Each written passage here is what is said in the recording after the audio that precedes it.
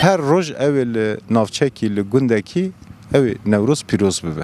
Ama bu avayeki xwezayî ev piroz bibe. Yani ji bo vîya wek organizasyon zêdetir xwezayî ev çê bibe. Wek meşalelî meş li çiya li deşta dîsa wê agrê Newrozê pêxin ev dîlanê girêdin def û zurna wê hebin kemençe wê hebin helbest wê hebin yani stran ew hebin ji ber vê xwezayî ew her qat her navçe ew Newrozê pîroz bike. Ya me jî 21 mehê me amadekarîkî pir zexm çêkiriye. Bi rastî jî em komîta me jî ya Newrozê xurt e. Ji her saziyê me têda hene. Derdorê 15 kesan em. Diwarê teknîkî de jî baş dimeşe. Hayla çapemeniya azad da jî baş dimeşe. War karê diplomasiyê jî zaten daha zêde navendî ye. Heremî jî em komisyona me heyê dimeşe, baş dimeşe. Heta niha baş xurt dimeşe.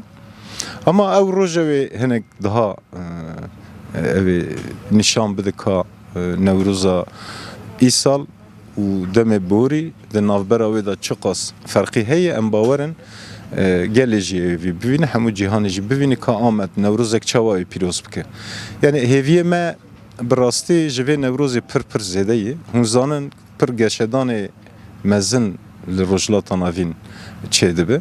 Her roj em bi bûyerek nû şiyar dibin.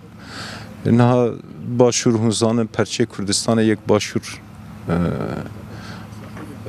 giha azadiya xwe. Rojava jî her çi xwasem bê hêriş li ser çêbû jî hêriş li ser paradigma rêberê gelê Kurd çêbû jî îro rojhilat dîsa carek de ispat kir ki paradigma rêberê gelê Kurd çi qas rast e, çi qas giyanî ye, çi qas lazim pêk were. Hemû gelê bindest û serî de Kurd lazim li derdora rêberê gelê Kurd û paradigma civaka demokratîk bibe xelek. Xelasî di vir da ye. Ew roj jî 21 mehê de jî em ê daha zêde xwedî derketina destkeftiyê gelê Kurd, xwedî derketina statûya gelê Kurd, xwedî derketina rêberê gelê Kurd, azadiya rêberê gelê Kurd, ew roj ew ê diyar bike.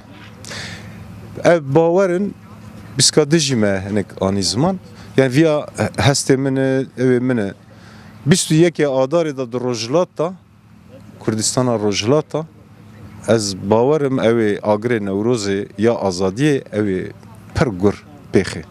Li hember deheqa ew ê agirekî gur pêxin. Em bi kelecan li hêviyên jî bi rastî li ser gelê Kurd xeterî hene neketune. Lêberê ev xeterî êk derxe valayê jî dîsa gelê Kurd e. Gelê bi rêxistin kiriye. Çima me divê mesela pêvajoya Rojava da ew hêrişê ser Rojava hat kirin me divir de baş dî ki li her çarperçeyê Kurdistanê û diaspora û hemû cîhanê Kurdek li ku hebû li dora Rojava bû xelek Rojava xelas kir yani. Bi sekina gelê Kurd, bi tifaka gelê Kurd Rojava îro ji jenosîdekê xelas bû. Ji ber vê yekê yekîtiya gelê Kurd şiyara me na herî bi wate yek jê jî ew e yani. Çawa em dibêjin ki Newroza azadî û civaka demokratîk heman demê de yekîtiya gelê Kurd yani. Yekîtiya pêkhatiyê Kurdistanê ye. Ancak bi wî hawî em ji vî agirî xelas bibe. Em 21 mehê de bi wek lehî wek em bêjin pêlê behrê biherikin qada Newrozê eva jî gelek xeteriyê li ser Kurd û Kurdistanê ew ê bertaraf bike. 11 mehê de li Sûrê ber bedenê ber Sûrê ew ê meşalê ewil vê kevin agrê Newrozê yekemîn ew ê li Amedê di Sûriyê da wê lê keve. Çünkü Sûr ji me re hinek dîrokî bi watê ye li ser bircê Suriye li ber Suriye ev agre Newroz ev kevi yekemin ev li dest pê bike û peyder jî ev li Amedê û navçeyê ve belav ve heta 21 Meyê jî ya dawî finalê me bikin.